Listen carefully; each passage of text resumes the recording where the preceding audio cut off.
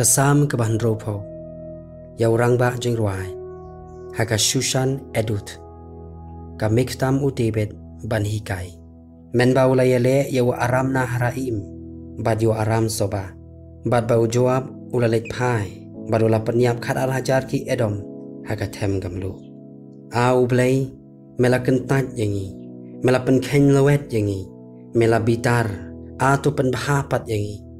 Mela pen kenyu yagari, mela kat yaga, to pen kia iki jing pra jongka, namar ka wen.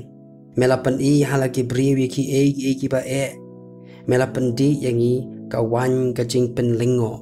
Mela ai ka lama yagi taki ba shepti nyame, ba onyo pen pau yaga namar ka jing shisha, sela.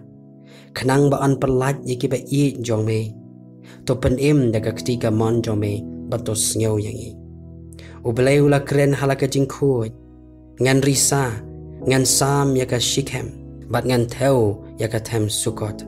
Ka Gilead ka jonga, bat u Manase u jonga, u Ephraim ru ulong ka jing Yada ka kli jonga, u Juda ulong u ding Sinshar jonga, u Moab ulong u kiu Satjan jonga. Halor ka Edom ngan Shat yalaka Juti, ko Philistia, to risa namar jonga. Uway uban yalam yanga syakataka dongba kabaskem. Uway ubalay yalam yanga hadu Edom. Memem shimla kentat yanga au blay. Bad me au blay memmi no shu.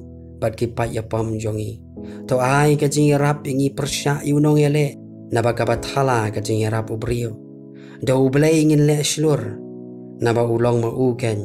Uban yurod yakinong yale persya jongi.